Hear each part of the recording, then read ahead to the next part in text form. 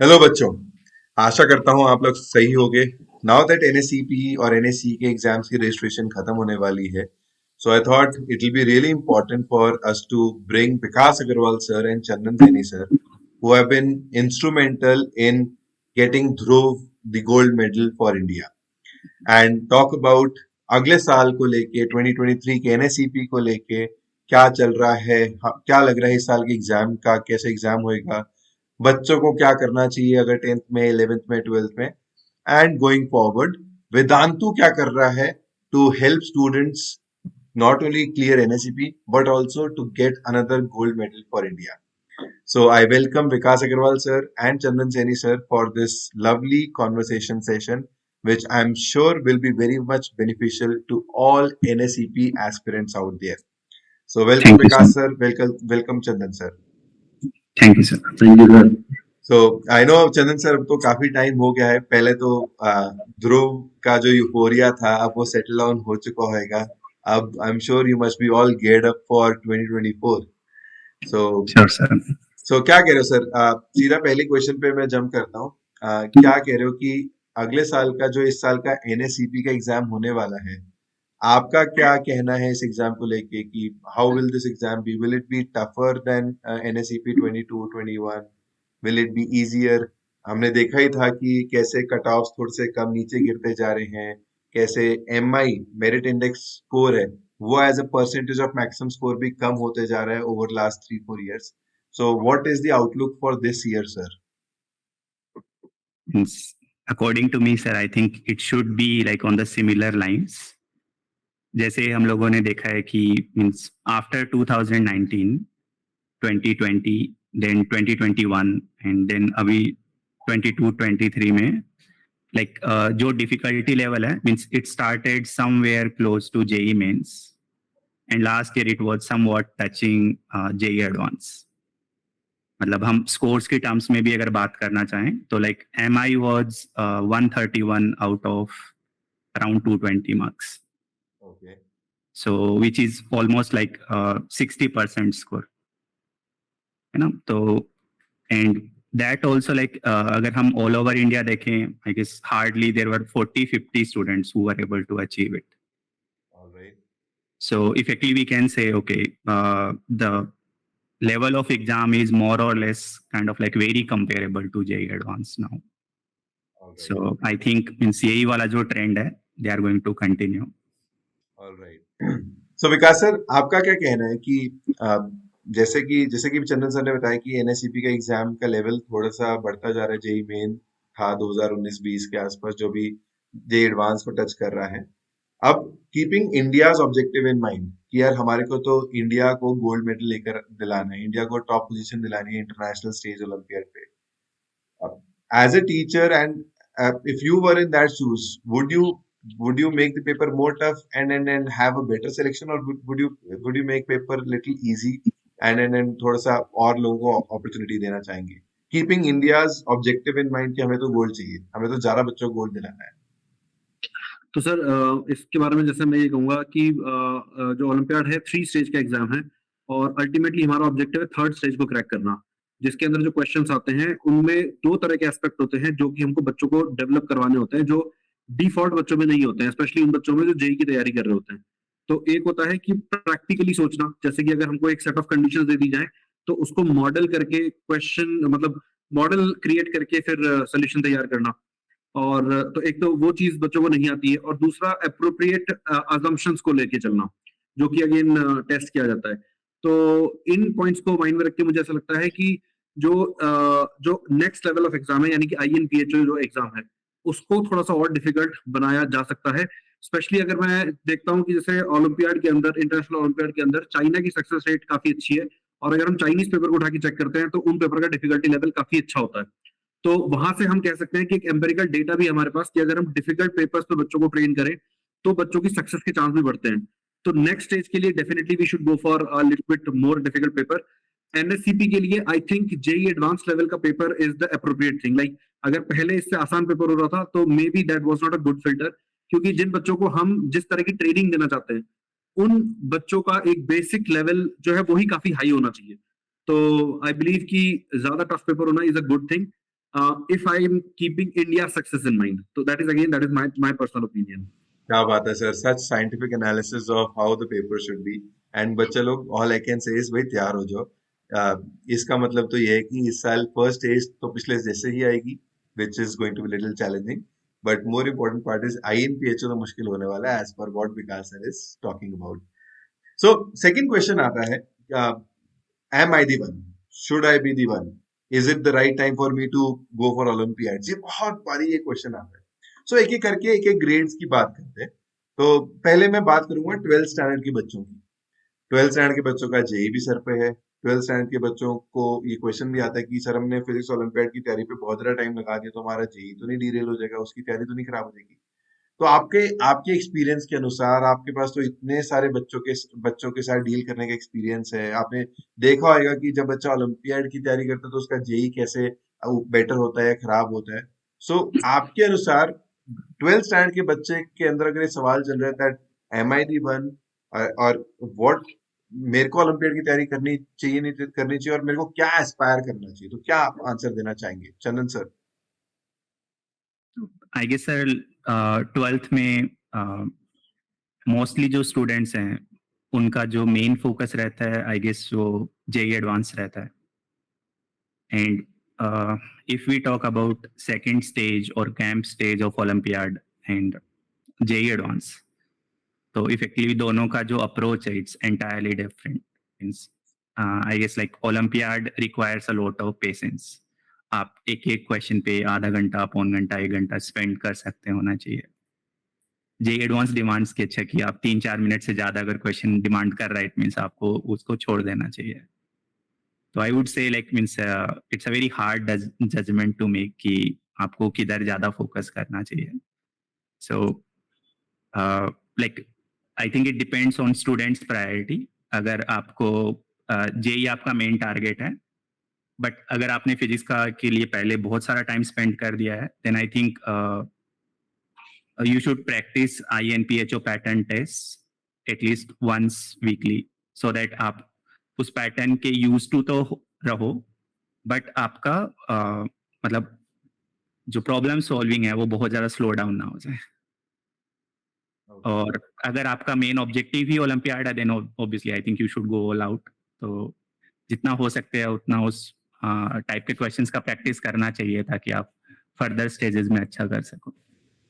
Okay, सो विकास sir, इसमें इस question का क्या आंसर रहेगा कि क्या मुझे तैयारी करनी भी चाहिए, नहीं करनी चाहिए? एक सिंह के लिए मेरा एक ऑब्जेक्टिव है कि किसी बच्चे का, जैसे अभी चंदन सर ने बताया कि अगर आपका जेई ऑब्जेक्टिव है तो what maximum you can probably do is solve one INPHO paper weekly.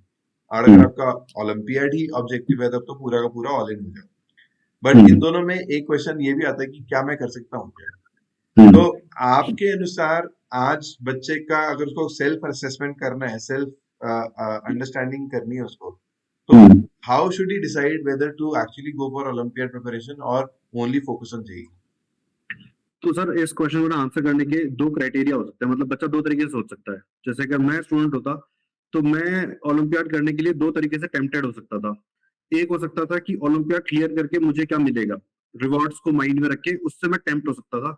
और दूसरा ये हो सकता था कि ओलंपियाड की तैयारी करने में मुझे मजा आता है क्या, कि मुझे क्या उस तरह के क्वेश्चन सॉल्व करना, उसमें मुझे फन आता है क्या।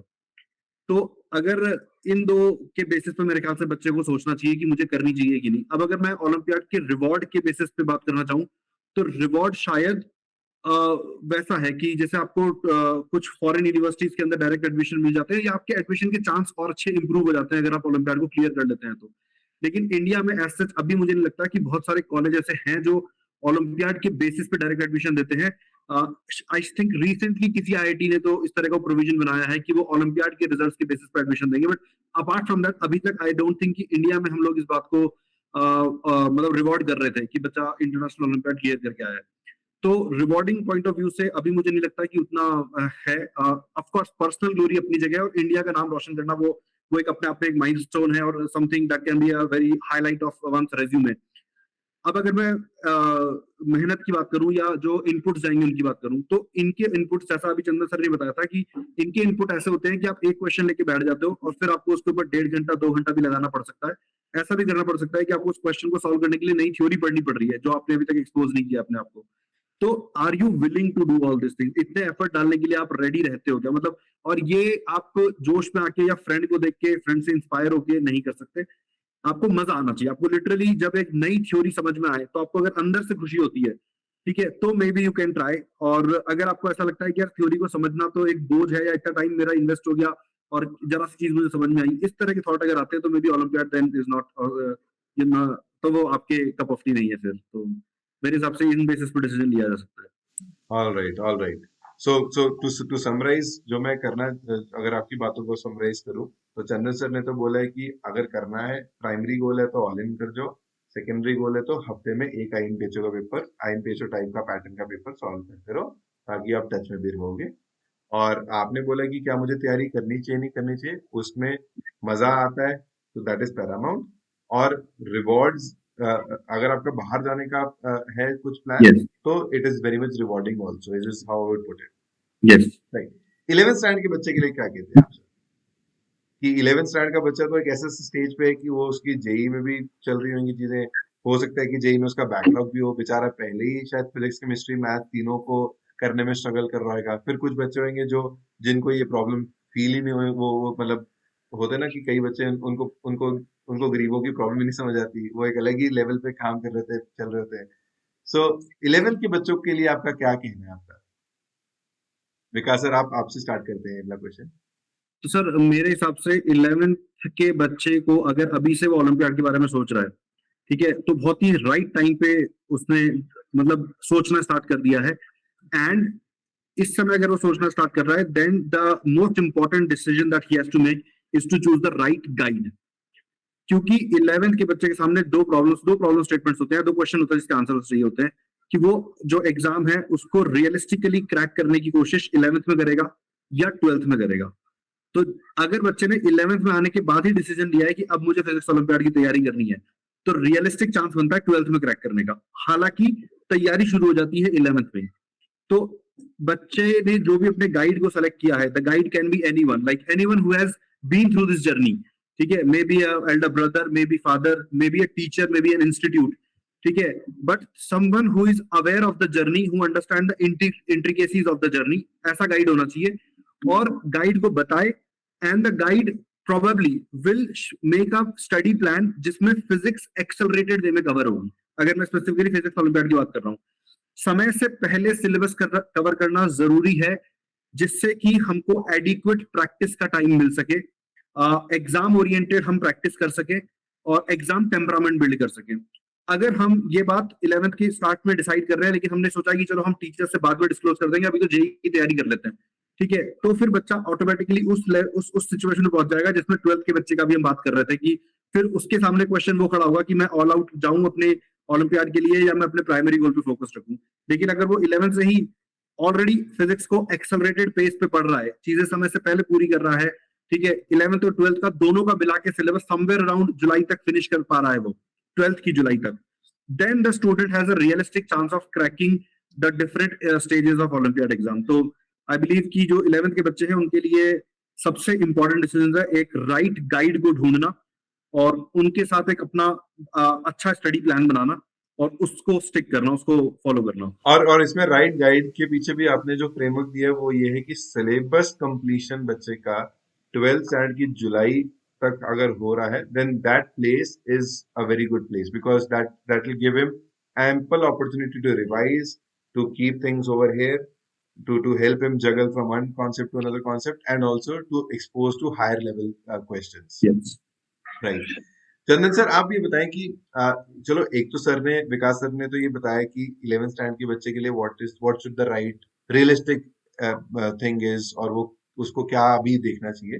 बट मेरा ये क्वेश्चन, मैं अभी भी यही पूछना चाहूंगा कि मैं अगर स्टूडेंट हूँ और मैं आपके पास आता हूँ, ठीक है, मैं रेडी हूँ मेंटली कि मुझे अगले साल के ओलंपियाड में फोड़ना है, बट आप मुझे क्या बताओगे कि जिससे मुझे ये क्लियरली समझ में आए कि यार मुझे अगले साल इस साल क्या अगले साल का भी ओलंपियाड सोचना नहीं चाहिए, मुझे तो सिर्फ और सिर्फ जेई पे ध्यान देना चाहिए, या to put it in other words, what will you recommend to a child to help him understand whether should he even go for Olympiad or not? Okay I guess उसका जो आंसर विकास सर ने last question के लिए answer किया था, I guess that's the best answer. I guess that's like something which is very personal कि if you have fun studying physics, means if you love physics actually, so that can be one criteria. Another obviously like reward is there. So तो मतलब इसका मैं पूछना चाह रहा हूँ कि मेरे करंट अंडरस्टैंडिंग लेवल पे या मेरी करंट सिलेबा की करंट कि मैंने अभी तक कितना कर लिया है, या मेरे से एचसी वर्मा टाइप के सवाल हो जाते हैं, मेरे से जे एडवांस टाइप के सवाल नहीं होते, तो मेरे करंट लेवल शुड डिटरमाइन कि मुझे ओलंपियाड करना नहीं चाहिए, कि ओलंपियाड की तैयारी में मजा आता है, फिजिक्स में मजा आता है, तो that itself is good enough reason for anybody to go for it. I guess so, sir. Means there are only 5 people who are going to represent India. So obviously that is one of the driving points कि अच्छा कि आप India के लिए gold लेके आओगे. But I think apart from that, the fun that you feel or the joy that you feel after solving every good problem, I think that's reward enough. So मैं इसी चीज को मैं रिफ्रेश करके बोलता हूँ. मैं क्या कहना चाहता था कि जैसे अगर मैं ये सोच रहा हूँ कि मैं इतनी मेहनत करके अगर फेल हो गया तो it will be a loss, ठीक है, तो मे भी मुझे नहीं करना चाहिए.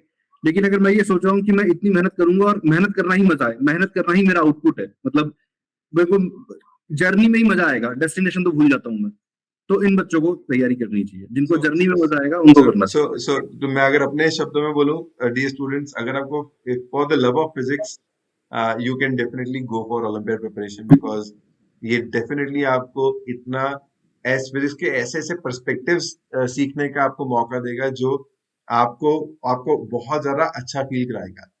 और एंड डेफिनेटली ये भी जो प्रिपरेशन है should not be weighed with chances to clear Olympiad या NSEP. वो जो स्टेजेस में जो हम नंबरों में फंस जाते हैं ना, उसको थोड़ा सा साइड रख के सिर्फ और सिर्फ फिजिक्स के प्रेम के लिए करते हो तो भी बहुत बहुत रिवॉर्डिंग है, एंड एक बहुत अच्छा लर्निंग एक्सपीरियंस है.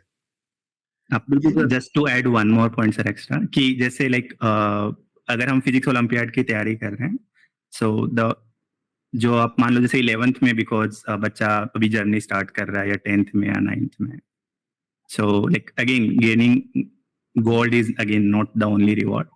बट आई थिंक जिस तरह के प्रॉब्लम्स आपके सामने आते हैं और आप उनको के साथ स्ट्रगल करते हो, ठीक है, तो उससे आपका जो माइंडसेट है, वे ऑफ थिंकिंग है, वो इतना अच्छा हो जाता है कि लाइक आप अगेन मतलब जो नेक्स्ट एग्जाम है, जेईई एडवांस हो गया या जेईई मेंस हो गया, तो उसमें आप तीनों सब्जेक्ट्स के लिए वैसा कुछ अप्रोच रखते हो.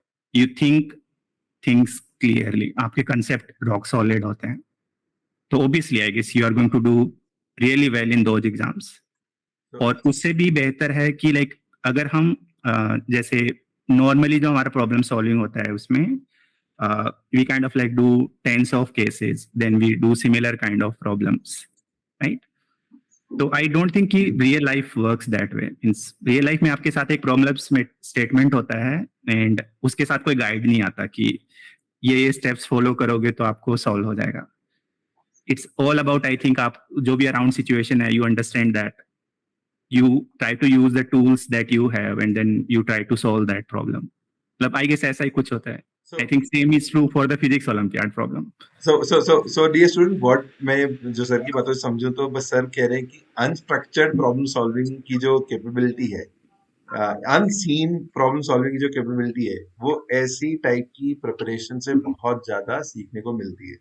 And this skill as such not only helps you in acing various other subjects, various competitive examinations like JEE or other examinations, but in general life में भी आपको इतना solid बना देता है कि आपके सामने कोई भी problem आ जाए, आप you are the best person to solve that problem with this experience in mind. And Vikas sir, Chandan sir, तभी शायद हम ये बोलते भी कि if student is willing for JEE, MIT, Harvard type of excellence in his life, then Olympiad preparation is what makes real sense. This is a tagline that we've started following. So I mean, it is just to tell to convey the same message कि यार अगर आपको excellence चाहिए life में तो olympiad की preparation definitely excellence में आपको बहुत हेल्प करेगी। 10th स्टैंडर्ड के बच्चों के लिए क्या कहते हैं, बिकॉज 10th स्टैंडर्ड के बच्चों के पास मेरे हिसाब से टाइम भी बहुत ज्यादा है, उनके पास बेस्ट अपॉर्चुनिटी है। उनके लिए 2 लाइनें अगर बोलना चाहेंगे तो क्या बोल सकते हैं sir, Chandan sir? I think sir मतलब उनके पास तो खूब टाइम है, so I think they should play around problems concept a lot, जितना उनके साथ एंजॉय कर सकते हैं। मतलब आई थिंक उनको टेंशन नहीं रखना चाहिए कि इस साल एनएससीपी करना है या नेक्स्ट ईयर एनएससीपी करना है या जेई करना है, बस उनको बस मजे लेने चाहिए पढ़ने के। And I think just they should try to develop the habit of learning, I guess. Vikas sir? Sir 10th grade के बच्चे के लिए सर ने क्या थोड़ा हम्बली बता दिया है, मैं थोड़ा खुल के बताता हूँ। 10th ग्रेड के बच्चे के लिए हमारे पास है रेसिपी ऑफ सक्सेस। मतलब हमने जो हमारा आरंभ कोर्स है वो ऐसा है कि 10th ग्रेड के बच्चे को फिजिक्स ओलंपियाड अगर मतलब वो इंटरेस्टेड है तो इन ऑल प्रोबेबिलिटी वो निकाल ही देंगे। एंड अगेन ये उसी फिलॉसफी का डिजाइन है। आप ये कहना चाह रहे हो कि जो आपके पास आरएम का जो प्रोग्राम है 10th स्टैंडर्ड के बच्चों के लिए, अगर कोई बच्चा आता है और वो वाकई फिजिक्स ओलंपियाड की इच्छा रखता है, तो आप ये बोलना चाह रहे हो कि उसकी तरफ से इच्छा अगर पूरी है तो this course is the perfect course to get him that physics Olympiad success? बिल्कुल सर, बिल्कुल। अगर इस कोर्स से उसका नहीं हुआ तो पूरे भारतवर्ष में कोई दूसरा टीचर, कोई दूसरा इंस्टीट्यूट और कोई दूसरा कोर्स उसका क्लियर नहीं करवा सकता। Oh my God, big words sir. Alright, तो ऐसा क्या है सर, मतलब बताएंगे? अब आपने बात करी भी दी है तो मैं बच्चों में ये भी बताना चाहूंगा कि पीछे मेरी अभी विकास सर से बात हो रही थी, तो विकास सर ने कहा कि सर मैं आईएनपीएचओ के पैटर्न का ना एक क्वेश्चन कर रहा हूँ मैं, और आईएनपीएचओ का नहीं, आईपीएचओ पैटर्न के क्वेश्चन कर रहा हूँ मैं। तो मैं कहा बढ़िया सर, जरा दो सर। सर ने कहा सर अगर टाइम है ना तभी करना, क्योंकि मेरे को इसके क्वेश्चन के सॉल्यूशन में 27 पन्ने लगे हैं, तो आप करने जाओगे तभी करना जब टाइम है। So I was so much overwhelmed and really impressed by the kind of effort Vikas sir and Chandan sir are putting right now, and that too for IPHO stages, for INPHO stages जो अभी से 4-5 महीने दूर है। So बात जब आई गई कि आरएम की बात कर ही रहे हैं, तो सर बताएंगे आप कि आप ऐसा क्या कर रहे हैं जिससे आप इतना कॉन्फिडेंटली बोल पा रहे हैं कि this is one of the best programmes to get physics Olympiads and JEE glory? तो सर जैसे मैं बताता हूँ कि मैं ऐसा क्यों बोल पा रहा हूँ। मतलब कि एक होता है कि हमने डिजाइन करा, चलो वो मेरा बिलीफ था, क्या मुझे चीजें दिखाई दे रही हैं कि आउटपुट आने लग गया क्या। तो हमारे आरएम कोर्स के सेकंड ईयर में, it's 3 year programme, second year में जो बच्चा है यानी कि अभी 11th ग्रेड के अंदर है, he is already cracking more than 180-190 marks consistently in NSCP pattern test. तो वो MI तो क्लियर कर ही रहा है, and we have already started training him for INPHO, और वो उसके अंदर भी बहुत ही अच्छा परफॉर्म कर रहा है। हम कैसे ट्रेन कर रहे हैं मैं ये भी बताऊंगा, जिससे कि आपको समझ में आएगा कि why I am so convinced। और ये हमारे 11th ग्रेड का बच्चा हो गया। और जो हमारे 10th ग्रेड का बच्चा है, जिसके लिए अभी चंदन सर बोल रहे थे कि बच्चों को एंजॉय करना चाहिए, वो बच्चे इतना एंजॉय कर रहे हैं और इतने बढ़िया सोल्यूशंस बना के भेजते हैं क्वेश्चंस के, जो कि मतलब हम टीचर्स देख के हमको ऐसा लगता है कि काश ये सोल्यूशन हमने बनाया होता। मतलब वो इस लेवल पे भी बच्चे ऑपरेट कर रहे हैं। तो ये इस तरह के आउटकम देखने के बाद ही मैं इतना कॉन्फिडेंटली कह पा रहा हूँ कि इस कोर्स से बेटर कोर्स नहीं हो सकता। अगर एक बच्चा 10th ग्रेड में है और वो एनएससीपी को टारगेट कर रहा है along with 1 I on JEE advanced also, तो अब हम एग्जैक्टली कर क्या रहे हैं, मतलब ये तो चलो आउटपुट हो गया, एग्जैक्टली हम लोग कर क्या रहे हैं। तो जैसा भी हम लोगों ने बताया था कि हम चाइनीज ओलंपियाड की सक्सेस को देख के one thing that we have started is, हम लोगों ने चाइनीज ओलंपियाड के जो पेपर्स हैं उनको लेकर, उनको ट्रांसलेट करके उनके वो पेपर हम अपने बच्चों को दे रहे हैं, and we are training kids on those papers now. मतलब आईएनपीएचएस ऑफ कोर्स उनके प्रीवियस ईयर पेपर्स पे ट्रेन कर ही रहे हैं, ठीक है। तो जितने भी पॉपुलर ओलंपियाड्स हैं, चाहे वो यूएस का हो, चाहे वो चाइना का हो, ताइवान का हो, इन पेपर्स को ट्रांसलेट करके ये हम अपने बच्चों को करवा रहे हैं, and the students are doing very good there. So I think they are actually thinking of competing at international level. We are no more thinking of being the one who is being the topper in India or something. हम अब IPHO को ही target कर रहे हैं। तो इसलिए मुझे ऐसा लगता है कि इन बच्चों की सक्सेस तो होके ही रहेगी। मतलब हम जो इनपुट्स डाल रहे हैं, बच्चे उस पर बहुत अच्छा रिस्पॉन्ड कर रहे हैं, एंड दे आर शोइंग कि हम उनको, जैसे अगर 5 क्वेश्चन देते हैं लिमिटेड टाइम में करने के लिए, they are able to crack more than 3.5 questions in the given time frame. तो वी आर वेरी होपफुल। क्या बात है, क्या बात है। चंदन सर, आप मतलब मुझे याद है ध्रुव से जो पीछे बात कर रहे थे हम लोग, तो बताया था कि चाइनीज पेपर को ट्रांसलेट करने के लिए आपको कितने पापड़ बेलने पड़े थे। तो अब क्या आपने इजियर सॉल्यूशन निकाला कि अभी भी उतने ही पापड़ बेलने पड़ रहे हैं चाइनीज पेपर को ट्रांसलेट नहीं, करने I guess sir hard work उस टाइम पे बहुत हो गया था, तो अभी बहुत लाइक बहुत है। so abhi just like we are trying to kind of like streamline those things matlab, okay because at that time Dhruv was always ahead of me, so I was just always playing that catching up game. Abhi aisa hai ki now we have the material, so we are streamlining it. क्या बात है, क्या बात है। Mhm. So बच्चों, parents, आपने सुना Vikas sir and Chandan sir को, how these guys are working towards yet another year of glory for India.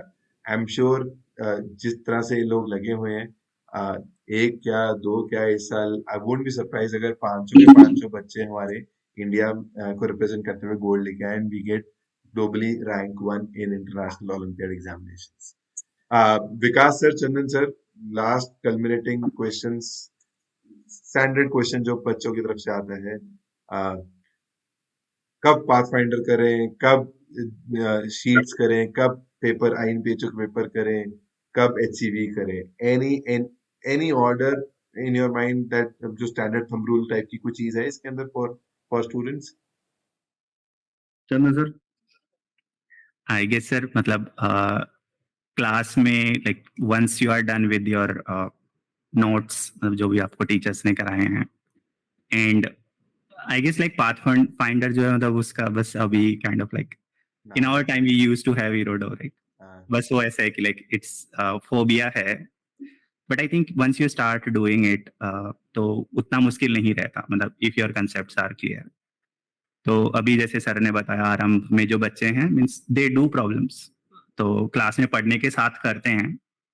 तो और I think once you are done with one section means for example जो previous year problems हैं, आप एक section पूरा करने के बाद जैसे मैकेनिक्स पूरा हो गया तो you can try mechanics problems just to get the feel कि अच्छा कि किस तरह का क्वेश्चंस जो हैं वो पूछा जाते हैं। तो बिकॉज लेट्स से अगर बच्चा 11th क्लास में है, so he doesn't have so much time कि अच्छा कि मैं पहले सिलेबस पूरा करूंगा फिर पाथफाइंडर स्टार्ट करूंगा एंड फिर आईएनपीएचओ करूंगा, तब तक जेई आ जाएगा। सो लाइक तो आप कह रहे हो कि मोटा मोटा साइड बाय साइड चीजें चलती रही, यूनिट किया, उसका अपना अपना कंटेंट किया, कोर कंटेंट फ्रॉम इंस्टीट्यूट, उसके बाद पाथफाइंडर उठाया, उसके क्वेश्चंस लगा के देखे, प्रीवियस ईयर के क्वेश्चन लगा के देखे, आगे बढ़े। इज व्हाट जनरल अगर आपकी तरफ से आएगा तो ये है। All right. So students, I hope we've answered this question also of yours, जो बहुत सारे बच्चों ने directly indirectly पूछा है टेलीग्राम पे, यूट्यूब पे and on. So आप सारे लोग अगर विकास सर, चंदन सर से actually पढ़ना चाहते हैं and you're still not associated, still not in touch with them, I would say Vedantu का जो NSEP का कोर्स है is the perfect course for you to start your journey with. उस कोर्स में भी हम बहुत सारी मेहनत कर रहे हैं। प्रतीक सर जो इस कोर्स के लिए लेक्चर्स क्रिएट कर रहे हैं, वो रात भर जाग के बहुत हाई लेवल कंटेंट निकाल रहे हैं। उस कोर्स के लिए जो सपोर्टिंग थ्योरी है वो ऑलरेडी हम बच्चों को प्रोवाइड कर चुके हैं। अगर कोई बच्चा है जो किसी एक आध कॉन्सेप्ट पे भी वीक है तो सपोर्टिंग थ्योरी भी हमने दी है। हाल ही में विकास अग्रवाल सर ने हर एक चैप्टर के असाइनमेंट्स भी तैयार करवाए हैं बच्चों को एक सही प्रैक्टिस देने के लिए। एंड जैसा कि सर ने बताया, हमारे पास जिस टाइप के बच्चे अभी पढ़ रहे हैं उन टाइप के बच्चों के साथ हर वीक पे टेस्ट करने का भी बहुत सॉलिड अपॉर्चुनिटी बच्चों को मिलने वाला है, जिससे बच्चों को भी पता लगे कि वो कहाँ पे स्टैंड कर रहे हैं। हमें भी बहुत अच्छे से सिग्नल्स एंड क्यूज मिलेंगे कि आप में से कौन कौन बच्चा है जो इस रिगर को लेने के लिए तैयार है जो हम अभी आरएम के बच्चों को दे रहे हैं, और आप में से कौन कौन बच्चा है जो आईएनपीएचओ और आईपीएचओ की रिगर के लिए उस जर्नी के लिए तैयार बैठा हुआ है। So I would say you should not wait any longer. NSEP का रजिस्ट्रेशन खत्म हो चुका है, आपने माइंड मेकअप कर ही लिया है, तो बस लग जाओ पूरा का पूरा। Details are there in the description box. You can click on the link and enroll into NSEP batch. But in general, इस साल हमने इस साल स्टार्टिंग में बोला था वेदांतु इस साल फोड़ रहा है। मैं यहाँ पर बोलना चाहूंगा with great effort of Vikas sir and Chandan sir, Vedantu अगले साल भी फोड़ रहा है। So thank you Vikas sir, thank you Chandan sir for sparing your time from a busy schedule. मैंने आपसे 5 मिनट मांगे थे, मैं आधे घंटे से ज्यादा ले गया. I apologize for that, but I'm sure this conversation is going to do wonders and help a lot of kids out there. So thank you sir, thank you sir. Thank you, sir. Thank you, sir. Chalo, bye kids, take care, all the best. Very good.